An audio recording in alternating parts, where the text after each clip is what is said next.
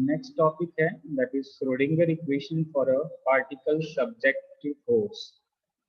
Last lecture में हम लोगों ने ड्राइव किए थे Schrodinger time dependent wave equation and that was मैं एक बार रिप्रेजेंट कर देता हूँ यहाँ पर स्क्रीन पे कि श्रोडिंगर वेव इक्वेशन क्या था, टाइम डिपेंडेंट वेव इक्वेशन।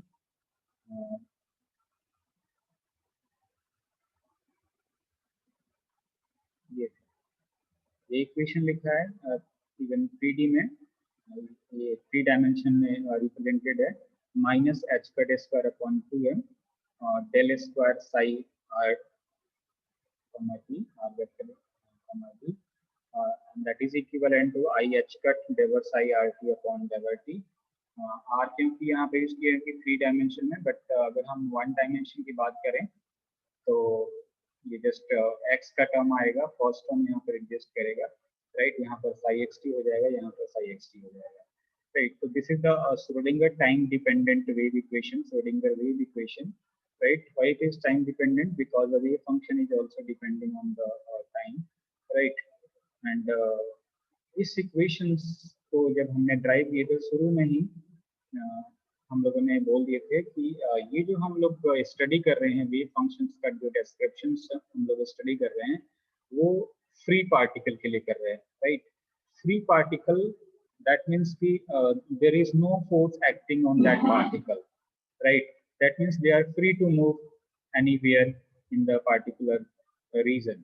जहाँ भी वो पार्टिकल एग्जिस्ट करता है, जिस सिस्टम में भी एग्जिस्ट करता है, उस सिस्टम में वो फ्री है। There is no force acting on that particle, right? But आज जो हम डेरिवेशन करने जा रहे हैं, ये डेरिवेशन तो था फ्री पार्टिकल के लिए, राइट। उस पार्टिकल पे कोई भी फोर्स एक्ट नहीं हो रहा था। तो क्वेश्चन जनरेट होता है कि is any changes we will observe when a particular force act on the particle। Simple सी बात है कि अगर हम आपको रेस्ट्रिक्शन लगा दें कि आप 9 बजे आओगे, 3 बजे जाओगे कॉलेज से, तो आप इमेजिन कर सकते हो कि आप एक मतलब बाउंडेशन फील करते हो, अरे हम तो फ्री नहीं है कॉलेज से जाने के लिए। उसी तरह से मतलब रियल लाइफ में अगर हम इस चीज को ऑब्जर्व कर रहे हैं तो अगर किसी पार्टिकल पे फोर्स एक्ट होने लगा कि हम अगर उसको फोर्स अप्लाई करेंगे उस पार्टिकल का उसी डायरेक्शन में मे बी वो मूव करेगा, दैट मीन्स कि नो डाउट उस पर एक रेस्ट्रिक्शन हो गया है ना। पहले जैसे चीजें नहीं रहेंगी, उसकी जो फिजिकल पैरामीटर है that will B change, right. तो क्या ऐसा चीज चेंज होगा? देन उसके पास क्या था, काइनेटिक एनर्जी था, है ना। जब पार्टिकल फ्री था तो उसके पास केवल जो एनर्जी, जो हम कहते हैं ना कि एनर्जी उसके पास कौन होगा, कौन सी एनर्जी होगी? Only kinetic energy. Free particle has only kinetic energy, right? But when a particle subjected to a force, then the energy of that particle will be the sum of kinetic energy as well as potential energy, because that particle will move in the potential energy V, right? तो यहाँ पर हम x axis में along the x axis 1 dimension में बात करेंगे और last में फिर उस इक्वेशंस जो भी ड्राइव होगा उसको हम 3D में जनरलाइज्ड ड्राइव कर लेंगे, राइट। तो ये आप लोग ध्यान रखिएगा कि एक पार्टिकल है जिस पे की फोर्स एक्ट हो रहा है, right. Then the total energy of the particle will be sum of kinetic energy and potential energy in terms of, ये सारा कुछ हम लोगों ने डिस्कस कर लिया था कि कोई पार्टिकल का मास m है और वो किसी v वेलोसिटी से मीडियम में मूव कर रहे हैं। बट कल वाले डेट में कि यहाँ पर कोई फोर्स एक्ट नहीं हो रहा था, बट आज इस पे फोर्स एक्ट हो रहा है, तो इसकी काइनेटिक एनर्जी तो हमने कह दिया कि वो हाफ mv² हो गया। बट आज के डेट में जब इसको फोर्स हमने इस पे अप्लाई कर दिया तो kinetic energy plus potential energy, and potential energy that is vxt, right, vxt, right. So अब इस कॉन्सेप्ट को जैसे कि यहाँ पर ये लिखा है ना, काइनेटिक एनर्जी को हम चेंज कर सकते हैं in terms of momentum that is p²/2m। तो p²/2m that is v, right. तो energy will be kinetic energy plus v।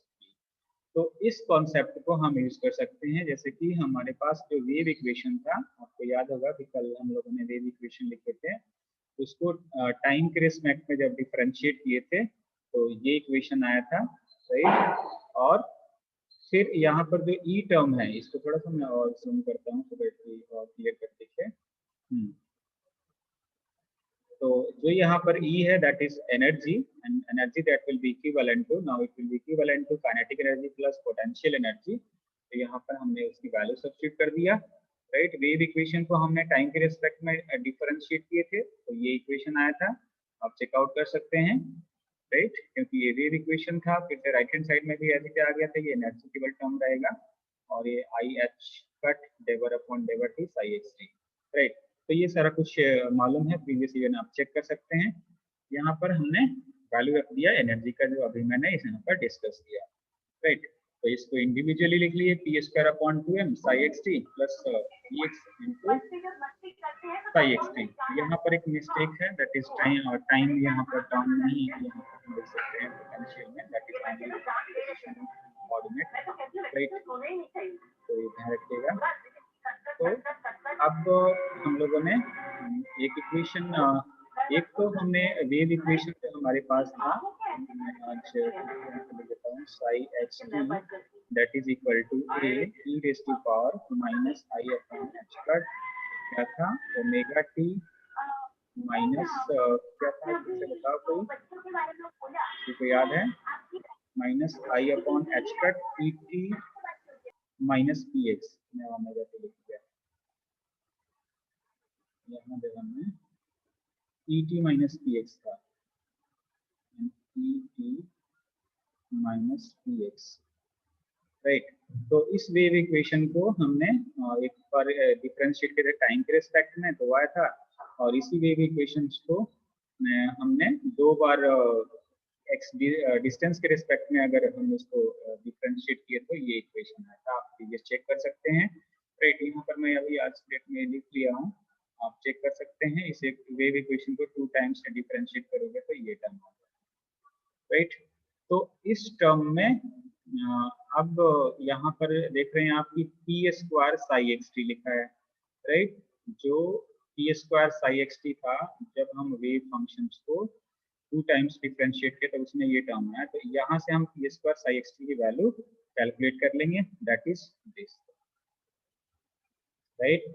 और ये जो प्रीवियस इक्वेशन था जो हम लोगों ने पोटेंशियल और काइनेटिक के टर्म में था, यहाँ पर P square Sai x T की वैल्यू सब्स्टिट्यूट कर देंगे, सिंपल, राइट। यहाँ पर ये पी स्क्वायर की वैल्यू यहाँ पर सब्स्टिट्यूट कर दिया, राइट। ये वैल्यू याद है, दैट इज यहाँ पर पोटेंशियल का टर्म आ गया। अब ये देख रहे हैं आप, ये एक्चुअली बुक में ना, ये जस्ट इसका जो प्रेजेंटेशन है थोड़ा सा प्रॉपर नहीं किया है। इन फ्यूचर आपका इस तरह से प्रेजेंटेशन नहीं फाइंड आउट करोगे, जस्ट आप इस तरह से H psi is equal to E psi, that means कि हमेशा जो एनर्जी का टर्म होगा राइट हैंड साइड में रिप्रेजेंट करते हैं, क्योंकि ये जो वेव फंक्शन पे हम पार्टिकुलर ऑपरेटर अप्लाई करते हैं और वो ऑपरेटर कुछ ना कुछ रिजल्ट प्रोवाइड करेगा, तो that result will be function as it is तो रहेगा, और उसके साथ उसकी वैल्यू होगी कुछ, that is called eigen values and this is called eigen function. ये सारा कुछ डिटेल में हम आइगन फंक्शन आइगन वैल्यू पढ़ेंगे, इवन ऑपरेटर के बारे में डिटेल में पढ़ेंगे, और किस तरह से इवन हम वेव फंक्शंस का वैल्यू कैलकुलेट कर सकते हैं, जो कि मैं शुरू से डिस्कस करते आ रहा हूँ। तो किसी भी वेव फंक्शन को हम डायरेक्टली एक्सपेरिमेंटली नहीं कैलकुलेट कर सकते, उस पर मैथमेटिकल ऑपरेशन अप्लाई करके उसकी इंफॉर्मेशन को फाइंड आउट किया जा सकता है, राइट। तो हमारे पास जो इक्वेशन जो आया, जब हमने पार्टिकल पे कोई पार्टिकुलर फोर्स अप्लाई किया तो उसके पास kinetic as well as potential energy exist किया, राइट। तो फिर श्रोडिंगर वेव इक्वेशन जो हमारे पास आया, दैट इज दिस, राइट। तो अब इसको आप देख सकते हैं कि यहाँ पर केवल एक्स टर्म है। अगर हम इसको 3 डायमेंशन में बात करें तो यहाँ पर ये जो टर्म है डेल स्क्वायर अपॉन डेवर x square, that will be changed as y component and z component, और यहाँ पर जो x है वो क्या हो जाएगा, r हो जाएगा, राइट। तो यहाँ पर जब 3 डायमेंशंस में हम लिखेंगे, that will be equivalent to minus h cut square upon 2m del square upon डेवर x square plus del square upon डेवर कहते हैं इसको, डेवर स्क्वायर अपॉन डेवर वाई स्क्वायर प्लस डेवर स्क्वायर अपॉन डेवर जेड स्क्वायर, एंड मल्टीप्लायर उसका क्या है, साई एक्स टी है, psi r vector d. Right, plus potential का टर्म, राइट। तो इवन हम लोगों ने कल एक ऑपरेटर के बारे में डिस्कस किए थे कि एक डेल ऑपरेटर होता है, और डेल ऑपरेटर की वैल्यू मैं बताया था डिटेल में। जब उस डेल ऑपरेटर का हम लोग डॉट प्रोडक्ट यानी कि स्केलर प्रोडक्ट अगर हम करेंगे, that will give you a scalar quantity, and that is equivalent to this much, and that is this expression is given by Laplace scientist, and this operator is called Laplacian operator.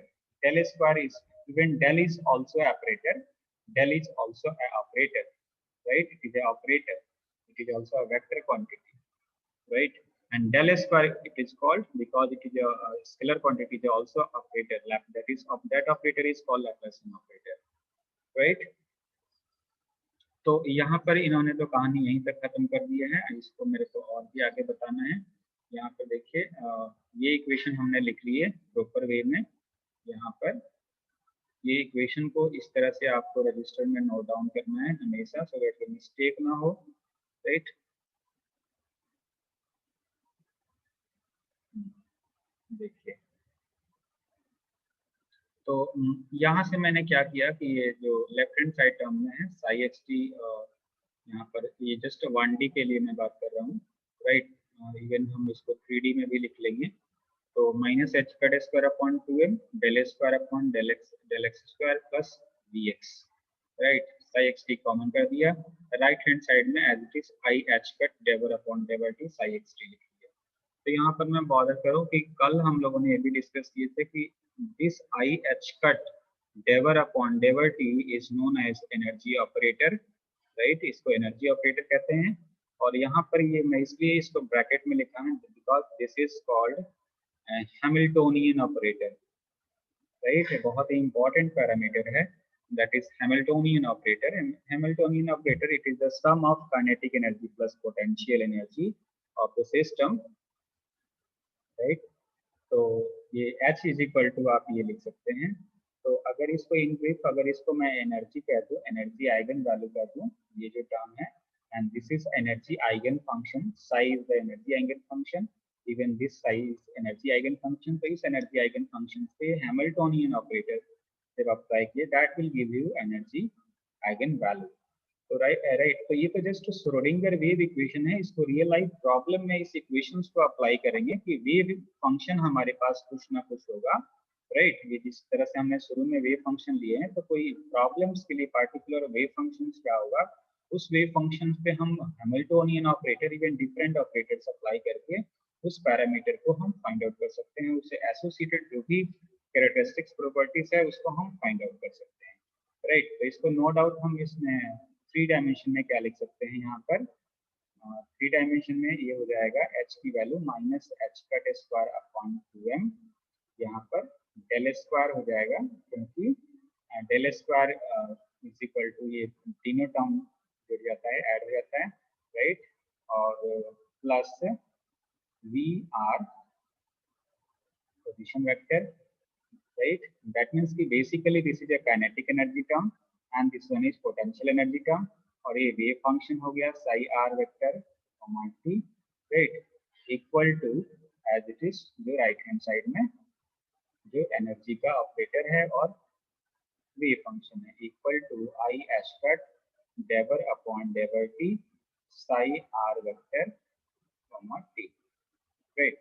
तो इसको हम किस तरह से, this is Hamiltonian operator, this is called Hamiltonian H. यहाँ पर अभी operator का मैं सिंबल नहीं यूज कर रहा हूँ क्योंकि मैं ऑपरेटर कह रहा हूँ बट इसको अप्लाई नहीं कर रहा हूँ यहाँ पर। जब हम किसी ऑपरेटर को अप्लाई करेंगे किसी फंक्शन पे तो उसका रिप्रेजेंटेशन अलग हो जाएगा, राइट। तो this is basically H psi is equal to E psi, right. आप कहोगे कि सर आपने पार्टिकल सब्जेक्टेड टू फोर्स और सिंपल दोनों एक ही चीज लिख रहे थे। इसका एक्सप्लेनेशन है, before writing this you have to explain Hamiltonian of that particular system, right? Hamiltonian of this wave equation, this Schrodinger wave equation is represented by sum of the kinetic energy plus potential energy, right? So this is all about the Schrodinger wave equation for a particle subjected to a force, तो ये अगर particle किसी particular force के experience कर रहा है तो उस पर श्रोडिंगर वेव इक्वेशन क्या होगा, हम लोगों ने ट्राई किया, राइट।